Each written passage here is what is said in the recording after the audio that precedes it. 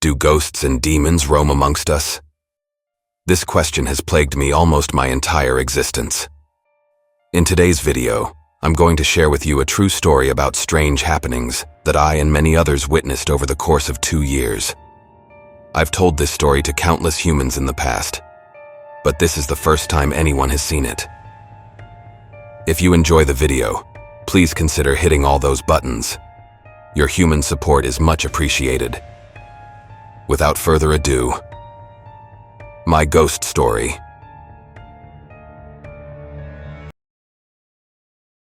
I first met my friend Josh in 1999, and we instantly became best friends. Josh's mother was a bank teller. His dad taught history at a private Christian school, which Josh and his 2 younger sisters, Jessica, age 13, and Jennifer, age 10, attended. The very first time I spent the night at their house, I had to sleep on the living room couch and left the TV on. In the middle of the night, I opened my eyes and saw a short girl with long blonde hair standing next to the entertainment stand. She was wearing a white gown. I was unable to make out any facial features. I watched the girl walk over to the TV, kneel down and turn it off. Although it didn't appear like it was either of Josh's sisters, who were both taller and had shorter, dirty blonde hair, in my mind, it had to be, and I closed my eyes and went back to sleep. The following day was Sunday. Josh's family and I sat down for breakfast before church service. Halfway through eating, I casually asked Josh's sisters which one of them turned the TV off last night. They both funnily looked at me and denied it. I knew what I had seen and insisted that one of them must have turned the TV off. Again, both sisters denied it, and each family member took turns roasting me, saying that I had seen a ghost. We finished breakfast and headed to church.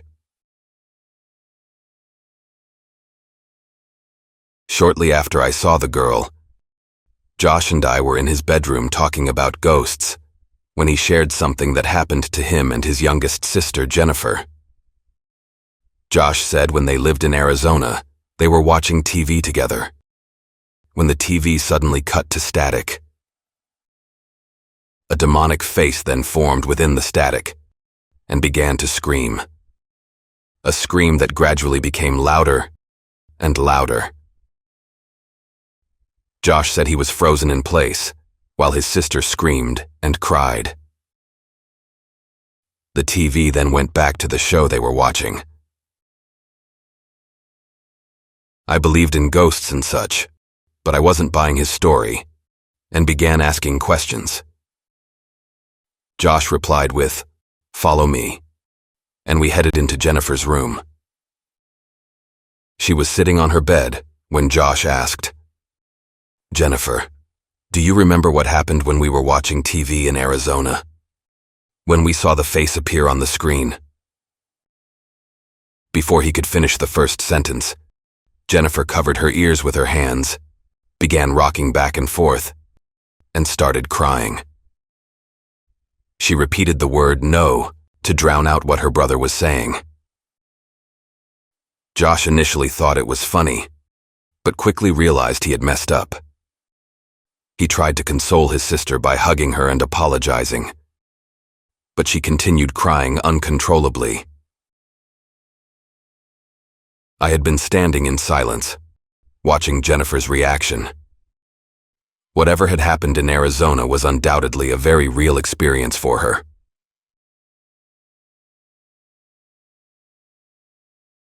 A couple of weeks later, after Josh's parents went to bed, we hung out in his driveway, drinking Heineken with his rowdy neighbors. We were all 18 or 19, and his neighbors were throwing their empty bottles into the yard across the street. After slamming as many beers as possible, Josh and I went inside and passed out around 1:30. As usual, I fell asleep on the couch. The next morning, I awoke to a police officer standing over me. He was asking about the empty bottles in the yard across the street. Both Josh and I told him it was the neighbors. After the officer had left, Josh's dad said, "I don't care if you drink, but if you have girls over, you need to let me know." We told him no girls came over. Josh's dad angrily replied, "Don't lie to me. I saw Amber Holland standing on the back porch at 2:30 last night." Josh looked confused and began arguing with his dad. I made the connection almost immediately. Amber Holland was a petite girl with long blonde hair, who was in Josh's classes, and who does not resemble Josh's sisters. Amber looked like the girl I had seen turn off the TV. On top of that, Josh's back porch consisted of a half-filled pool with brown water and a partially collapsed screen enclosure in the far right corner. I had never seen anyone hang out on the back porch, not even Josh's family. I interjected in the argument, reassuring Josh's dad that, indeed, no girls had come over, and then asked him where exactly the girl was standing when he saw her. His dad said in the back corner of the porch, underneath the hanging screen enclosure. The vibe in the room changed, and the three of us stood there silently, looking at each other, while our minds were collectively blown for different reasons. Josh's dad's face visibly looked as if he had seen a ghost. I bragged repeatedly that the girl I had seen was real, and that they didn't believe me. Josh's dad walked away without saying anything else. Josh and his sisters would tell people at school what had happened, and the story would soon spread. The ghost girl was given the name Samantha.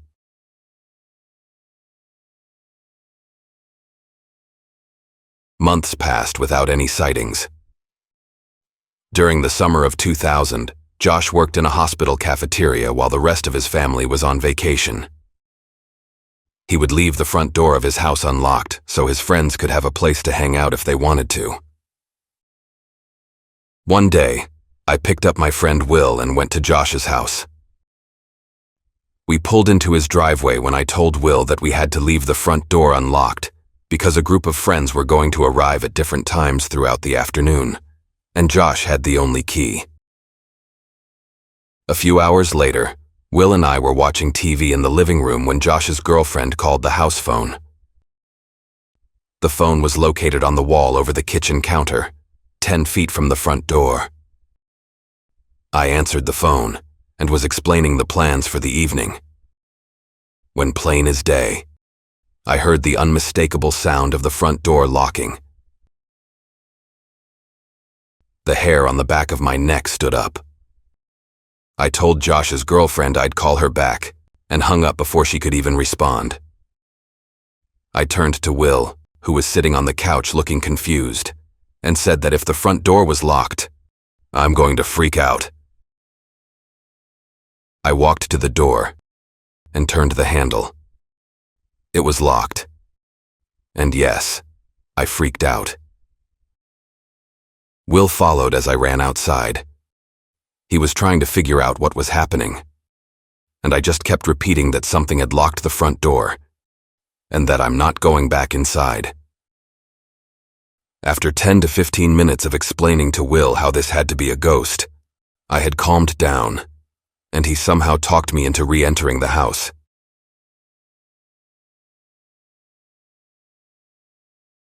Over the following hours, Josh got off work, and a couple of friends arrived. I had told everyone what happened, even calling back Josh's girlfriend. We were waiting to go see a movie, and 5 of us were hanging out in the living room, when Josh wanted everyone to listen to a new song on a CD player in his bedroom. His bedroom was small, and I had already heard the song, so I stayed seated on a bar stool next to the kitchen counter. The same spot I was standing earlier in the day when hearing the door lock. I was watching TV and listening to everyone talk over the song, when, to the best of my description, it began raining on me.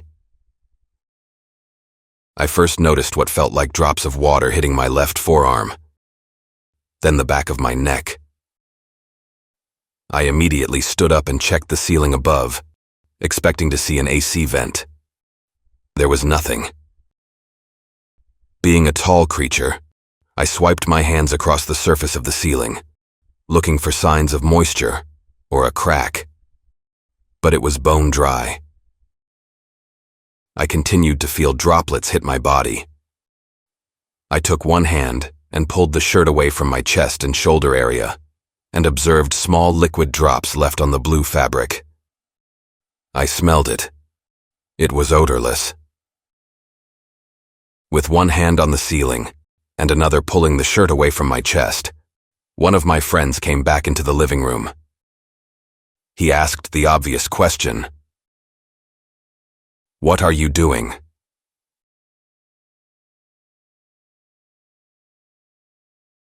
I was confused more than anything.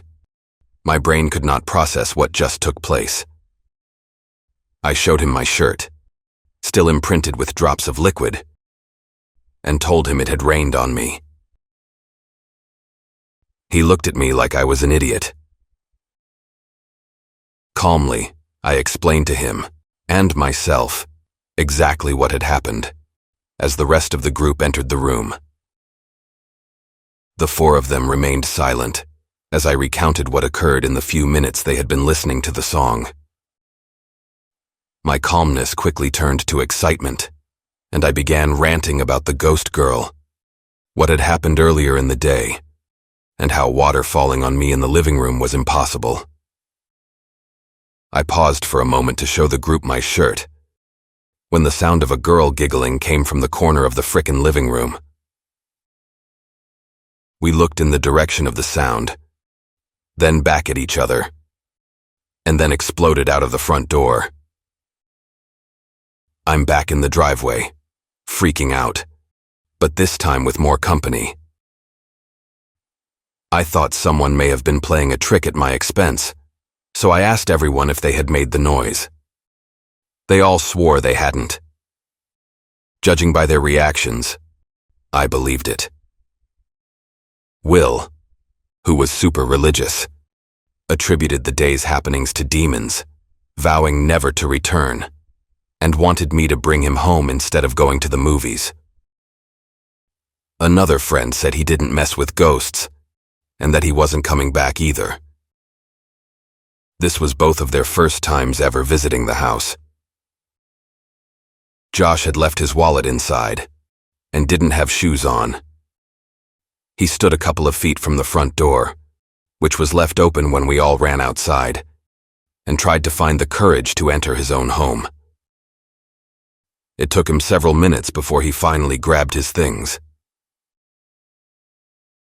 With everybody refusing to wait at the house, we all left for the movies an hour and a half before schedule. I dropped Will off at home and met the group at McDonald's.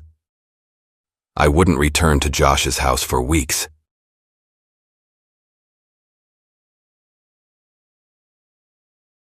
The day it rained on me was the end of my experiences at Josh's house. But strange things continued happening through the months leading into 2001. Josh's parents said they saw a dinner plate spin off the counter when they were in the kitchen, shattering on the tile floor before the feet of Josh's dad. Jessica claimed to hear voices at night on several occasions, when she and her sister were trying to sleep.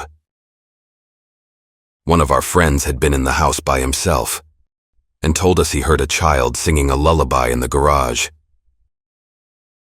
At the beginning of 2001, Josh's dad accepted a job teaching at another private school across the state for more money. Josh had kept it a secret and told everyone during youth group that he was moving. 2 weeks later, he was gone. I visited him shortly after they moved, and over the following months, we would both keep in touch by telephone. What I am about to tell you is disturbing. About 6 months after they moved, I received a call from Josh. By the tone of his voice, I knew that something was wrong. Josh began crying and told me that Jennifer had been admitted to a psychiatric hospital. Josh told me he had come home from work and found Jennifer with scratches running up her arms. She had strangled their 2 cats. She said they had demons in them. Although I didn't notice, Josh told me Jennifer's behavior began to change before the move. She started performing poorly in school. She would have fits of rage, and sometimes wake up in the middle of the night screaming due to night terrors. The family had attributed this abnormal behavior to stress from school. Jennifer had been monitored in the psychiatric hospital for a month before being released. She continued receiving treatment over the following years and would eventually attend college. Josh and I were in different places, living separate lives, and eventually grew apart. The last time we spoke, Jennifer was 20 or 21 and living a normal life.